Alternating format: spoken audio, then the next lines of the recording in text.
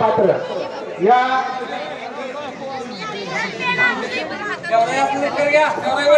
या ठिकाणी आदरणीय सन्माननीय ॲडव्होकेट माननीय विनोद भुगे पीआय सांगोला पोलीस स्टेशन यांचं ओघवतं मार्गदर्शन आपण ऐकावं। माणसं आपले जीवन जगत पुढे जात असतो हा एक प्रवाह आहे, तिच्या वसुंधरेच्या पाठीवरचा प्रवाह। परंतु कधी कधी युगातून एखादा पुण्यात्मा त्या पृथ्वी तलावर जन्म घेतो आणि आपल्यासारख्या सर्वसाधारणपणे थोडस भडकलेल्या माणसांना एक वेगळे जीवन देऊ शकतो। पुण्यश्लोक अहिल्या माता यांनी संपूर्ण देशाचं लक्ष स्वतःकडे केंद्रित केलेलं। आता आपले मित्र शिवाजीराव बनगरांनी एक विषय सांगितले, त्या राजकारभारात ते निपुण होते। कर्णानंतरचं दानशूरत्व या पृथ्वीच्या पाठीवर कुणाला कडे आलं होतं तर ते पुण्यश्लोक अहिल्या देवींच्या। कर्णाचा हात जेवढा मोकळा होता तेवढा राजमाता अहिल्या देवींचा हात मोकळा। धर्मरक्षणाचं काम छत्रपती शिवाजी महाराज धर्मरक्षक म्हणून छत्रपती संभाजी महाराज यांच्या कार्यानंतर पुढील वाटचाल हा आपला धर्म टिकला पाहिजे, आपली देवळं टिकली पाहिजे, आपल्या देवदेवतांची पूजा आपल्या धर्मातील लोकांना करता आली पाहिजे। देवळात गेल्यानंतर त्यांच्या सुविधा त्यांना असल्या हा एक चांगला मोठा विचार ज्यांच्या हृदयात पुण्य वास करतोय त्याच लोकांनाही सुचू शकतो। आणि संपूर्ण देशातच अहिल्या देवीने त्या आपल्या देवतांचं देवळांचं रक्षण केलं। राजकारभारात अनेक वेळा रक्ताच्या नात्यानं सुद्धा शिक्षा देण्याची त्यांच्यावर वेळ आली, परंतु न्यायाच्या बाबतीत त्यांनी स्वतःच्या घरातील रक्ताच्या लोकांना सुद्धा जी सर्वसामान्य जनतेला शिक्षा होती ती शिक्षा दिली, त्यात कोणती दयामाया त्यांनी दाखवली। पानिपताचं शेवटचं युद्ध हे आपल्या मराठी माणसांसाठी महाराष्ट्रासाठी निकराचं युद्ध होतं। महाराष्ट्राने कधी कुणावर कधी हल्ले केले आणि मग पानिपत दिल्लीच्या पलीकडे दिल्लीपासून 150 किलोमीटर अंतरावर आणि तिथं हे मराठी सैनिक काय त्या सैन्यात मराठा होता, धनगर होता, माळी, कुष्टी, वजारी, गोजारी, धोड होता, मातंग होता, भोगार होता, लोणारी होता, हटकर होता। 18 पगड जाती ज्या महाराष्ट्रात आहेत त्या सगळ्या जातीत त्या लोकांनी स्वतःच्या हातात तलवार घेऊन एक केलं। त्यात मल्हारराव होळकर ते सर्वात श्रेष्ठ सरसेनापती महादजी शिंदे आणि मल्हारराव, एक सातारचे आणि एक नगर अहिल्या। हे युद्ध एवढ्यासाठी झालं होतं की आपल्या सर्वांचे पवित्र ठिकाण आपण काशी म्हणते, काशीचं स्नान झालं का आपण पवित्र झालो ती भावना आहे, आजही भावना आहे। मुस्लिमांसाठी जशी मक्का मदिना आहे तशी आपल्या धर्माला काशी आहे। आणि काशीमध्ये 5000 गयांची मुंडकी कापून त्या गयावर गंगा नदीच्या पात्रात देवळाच्या समोर वजिरानं कापल्या आणि त्या नदी पात्रात फेकून हे धर्मावर आलेलं संकट आहे। यासाठी महाराष्ट्रातला प्रत्येक माणूस पिटून उठला आणि पानिपताच्या युद्धाला. दुर्दैवाने युद्ध आपण हरतो, परंतु परतीचा प्रवास जो होता त्या परतीच्या प्रवासात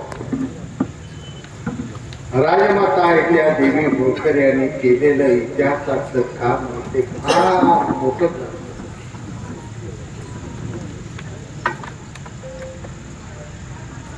आपलं त्यात अनेक माता भगिनी केल्या. त्या प्रत्येक बहिणीला आपल्या मातेला उचलून घेऊन अब्दालीचं सैन्य निघालं. त्या सगळ्या बायकांना वाचवायचं काम केलं, त्यांना गंजीत लपवायचं काम केलं, गंजीत त्यांना भात चालायचं काम केलं. हजारो महिलांचं त्यांच्या पवित्र देहाचं रक्षण केलं ते राजमाता अहिल्या देवी. जयपूर या जवळचा राजस्थान मधला हा परगणा सगळा अहिल्या देवी त्या काळात सांभाळ. त्यांच्या चिरंजीवाचे दुंदूरामाच्या त्या जयपूर जवळच्या शहरात धारासुकी हा सगळा प्रवास करत असताना कौटुंबिक दुःखही त्यांनी चिवडीची. पण महादेवाच्या त्या परमभक्त आजही तुम्ही माहेश्वरीला जावा, त्या ठिकाणी मी 95 साली आमदार होतो, तुम्ही मला आणि त्यावेळी अण्णासाहेब डांगेंनी पहिल्यांदा माहेश्वरीवरून रथ आणायचा अहिल्या देवीचा आणि चौंगीला पोचवायचा असे जे तिचा अभिनव कार्यक्रम घेतला. माझे मित्र उत्तम जानकर काळे एक होते, कुसारी वाचला त्या गावचे ते पाहुणे, त्या सगळ्यांनी विनाकारण मला आग्रह धरला नाही तुम्ही येतच आमच्या बरोबर. आम्ही गेलो तर तिथे कथा सांगितली होती आम्हाला की ज्यावेळी अहिल्या देवी राजवाड्यातून महादेवाची पिंड हातात घेऊन फुलं घेऊन फुलाचं ताट घेऊन बाहेर पडत होत्या महादेवाच्या मंदिराकडे जाण्यासाठी, त्यावेळी त्यांच्या पाठीमागून काळा कभिन्न नाग असा चालत चालत जायचा आणि त्या देवळात पोचल्यानंतर आडबाजून जाऊन तो पिंडीला वळसा घालून असा तो पुन्हा उभा राहायचा आणि त्या नागाच्या आणि त्या पिंडीची अहिल्या देवी होळकर ह्या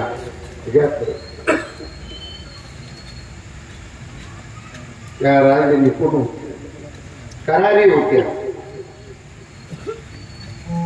पेशव्यांच्या विरोधात नदी पार जाऊन युद्ध खेळण्याची हिंमत त्यांनी दाखवली. तेवढ्यात त्या महान संतुष्ट आज त्यांनी दिलेली शिकवण, त्यांनी केलेले जीवन कार्य हे तुमच्या माझ्यासाठी दीपस्तंभाप्रमाणे. समुद्राचा दीपस्तंभ पाहूनच अंधारात चालणारी जहाज स्वतःची वाट साधत असतात. अशा महान माणसाचं जीवन चरित्रातून ध्यान घेऊन आपण आपलं जीवनाचे 2 दिवस चांगलं घालवावं. आपली वाट त्या मार्गाने थोडीशी असेल, त्यांनी समुद्रा एवढं काम केलं असेल, पण आपण तेळा एवढं काम करूया ही भावना त्या जयंतीच्या निमित्तानं तुम्हा सर्वांच्या मनात या ठिकाणी आली पाहिजे अशी माझी नम्र विनंती. मला या ठिकाणी तुम्ही बोलवलं डॉक्टर आमदार आपले बाबासाहेबांना भाव बोलले या ठिकाणी की गेल्या 5 वर्षात निधी आला, याही 5 वर्षात निधी येणार. थोडं थांबा तुम्ही, निधी काय आम्ही थांबू दे. बाबासाहेब देशमुख आमदार आणि शहाजी पाटील एका कुटुंबाचे आम्ही घटक आहोत. आम्ही वेगळे मतभेद अजिबात नाही, मनभेद बी नाही, मतभेद बी नाही. विचार वेगळे होते, दोघांच्या खांद्यावरचे झेंडे वेगळे होते, दोघांचे नेते वेगळे होते. स्वर्गीय बाबासाहेबांनी विचारधारा घेऊन त्या वाटेवरनं जाण्याचं काम बाबासाहेबांनी ते पुढे त्याने असंच चालू ठेवलं. आणि दुसऱ्या बाजूला तालुक्याच्या जनतेची सेवा कोणत्या मार्गाने करता येईल, कोणत्या मार्गाने जावं हा वेगळा विचार मी तरुण पिढीच्या समोर मांडला. बाबासाहेबांचं तत्वज्ञान वेगळं होते. एक झेंडा, एक विचार, एक पक्ष. माझा विचार होता आमचं भलं करू शकते, तीच झेंडा आमचा, तीच पक्ष आमचा, तीच झेंडा. देणार कोण आहे, पदरात कोण देते त्या मागे पळाजी झाला मी केला मोकळ केला. मी काय अजून निजून राहिलो. काँग्रेस, राष्ट्रवादी, समाजवादी काँग्रेस, एस काँग्रेस, आई काँग्रेस, भाजप सगळी काम केलं. शिवसेनेत आमदार गेले. माझ्या बुद्धिमत्तेला जे पडते त्या दिशेने मी निघालो. बाबासाहेबांच्या बुद्धिमत्तेला जे पडते त्यांच्या दिशेने ते लागलेले मतभेद शत्रू कृपा करून तुम्ही समजू. आम्ही शत्रू दीपकाबाईचं नाही. बाबासाहेब परत तुम्ही सकाळी फोन करा, लबाड बोलला. आंबेडकर साहेब कार्यक्रमात आम्ही दोघं घेऊ. त्या गाड्याला जवळ्याकडे सोडलं तुमच्याकडे या. मला सगळे जाते ते माझं काय भांडण कोणाचं नाही. या गावानं सगळे जाते. आता सदा कटे साहेब नाही तिथे त्याने अनेक या ठिकाणची माझी बाबासाहेबांनी झगड लावली बी बघितली. आम्ही दोघं एका 2 खुर्च्या बसून करत होतो. या गावात अनेक ठिकाणी करलो. मंदिरात करलोय. तिकडे बौद्ध समाज मंदिरात एकदा 2 तास आम्ही या सगळ्या पाणी प्रश्न. परंतु ज्या ठिकाणी काम करत असताना तुम्ही मुंबईला या म्हणून फोन आल्यावर मी कधी काळाला ताबडतोब जातो. आणि एखाद्या कामाला योजनेला 10 आमदारांची पण पत्र जोडायचं. बाबासाहेबांना तरी मला मागायचा. त्यांनी बापून पत्र दिले, इकडे आणि भाऊन दिलं, 10 आमदारांनी दिले की तुमचे पत्र जोडूया आपल्याला. ते महिना पाठवून द्या तसाच मी लिहितो आणि सही करून पाठवतो. त्याने अनेक वेळा पत्र तात्पर्य सांगण्याचं एवढंच आहे की रस्ते वेगळे असले तरी आपल्या समाज मंदिर येईल. डोंगरावल्या मंदिराला जाणाऱ्या वाटा वेगवेगळ्या गावातून वेगवेगळ्या जात असतात. पण कुठल्याही गावातला निघालेला भक्त वाट चालत पुन्हा डोंगरावच्या देवळाच्या पायरीपाशी एकत्रच येतात.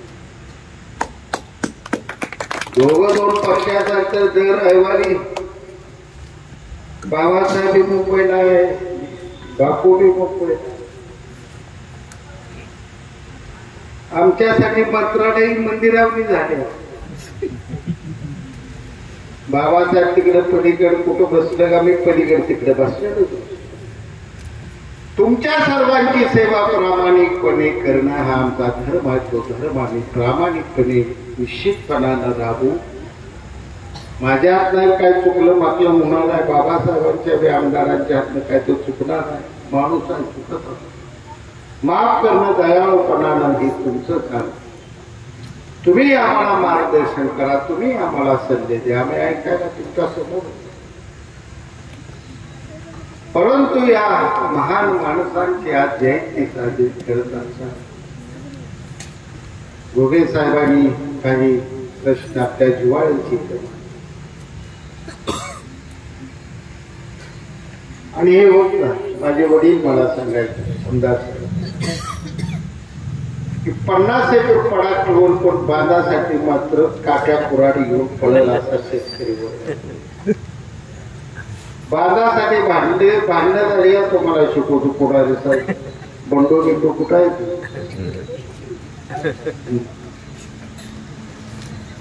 नेतेवर स्टेजवर बांधाचा भांडा झालेला. तुम्ही 100% कचेरीकडे जाऊ नका, पोलीस स्टेशनला जाऊ नका, आमदारकडे जाऊ नका. पहिल्यांदा तुम्ही भांडण कुठं झाले तिथे पहिल्यांदा पोहोचा. ज्या दोघांचं भांडण झाले त्या दोघांच्या बांधापाशी उभा राहायचं। इकडे हे जर 10 एकर फडाका चिलार उगवले, इकडे जर 7 एकर चिलार उगवले, भांडण 3 इंचासाठी। प्रभाकर चांदणेचे वडील 95ला मी विजयी झालो आणि 2-3 महिन्यांनी एकत्र गेलो। ते शेका पक्षाचे विचार झाला, पण माझ्या चुलत्या ते घेऊन गेले। 62ची निवडणूक आबासाहेबांनी माझे चुलते आपले चांदणे अण्णा बाबासाहेब देशमुख गोडवाडीचे, इकडं शिंदे अकोल्याचे, आबाच्या चुलते सुद्धा आबाजी पाटील शेका पक्षाचे, सगळ्यांची निवडणूक पार पाटील। कालांतरानं राज्यात वारं बदललो, वेगवेगळं वारं होत।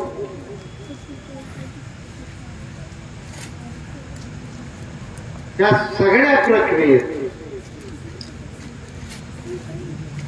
आपल्याला निश्चितपणाने झालं की फौजदार कसे भांडण मिटणार नाही, भांडण मिटणार त्या दोघाला समजावून मिटणार आहे। चांदणे अण्णाकडे 1 एकर जमीन ठेवली, बाळासाहेब चांदणेला जमीन दिली, प्रभाकर चांदणेला जमीन दिली, स्वतःकडे फक्त 1 एकर जमीन ठेवली।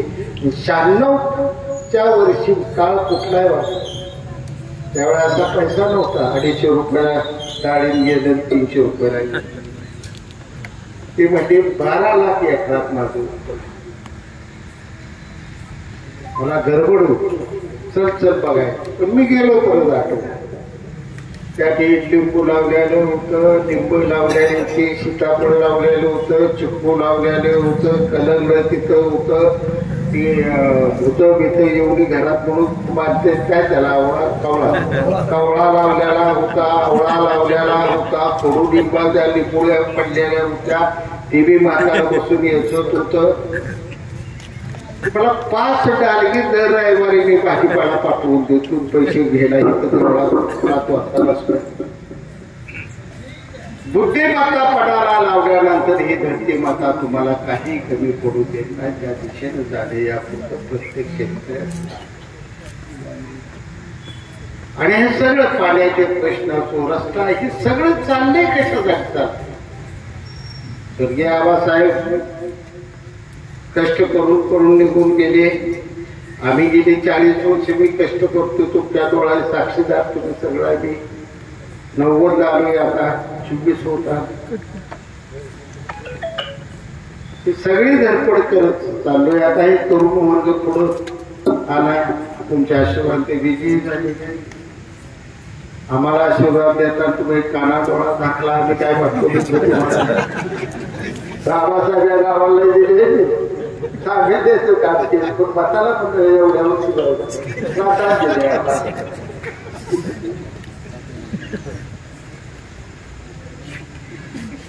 दुःख न मानणारा आत्मा तिथे। आपण जर दुःख मानत गेलो तर भगवंतानं दिलेलं आपलं जीवन उद्ध्वस्त केला। अहिल्या देवी होळकर यांचे सासरे गेले, सासू गेला, नवरा गेला, मुलं गेली, घरात वारस नाही, पण त्या हसऱ्या चेहऱ्यानंच राज्यकारभार करत राहिल्या। हे त्यांच्या जीवनातलं सगळ्यात मोठं सुख राहिलं आणि म्हणून जीवन सुखानं झालं, आनंदी।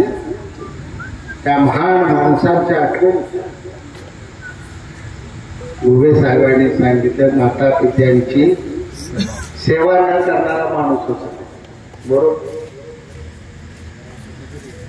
आता ज्याला वेळ आहे, जी हुशार पोरं आहे ती या ठिकाणी संजू कुठं, संजू पाटील इथं बसलेला आहे, तर पुण्यावरचा भाषण मला भेटी द्या तुम्ही। 10-12 वर्षापासून आम्ही जात असतो, मला आवड आहे। आता उत्तम जानकरला मी सांगते एअर कंडिशन टाकायला, आता चाललंय ती प्लॅनिंग आमचं चालू आहे वेळा। सगळ्या उद्योगपताची म्हातारी आहे, म्हातारा बाप तिथं आहे, शेतकऱ्याचा आहे बाप तिथं नाही, तर ही टाळ्या वाजवा।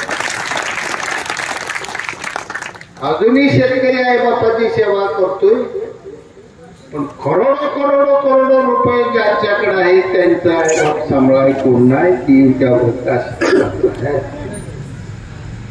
सिंगाण्याचं उदाहरण देण्यासाठी कुठेच आहे रेमंडचा मालक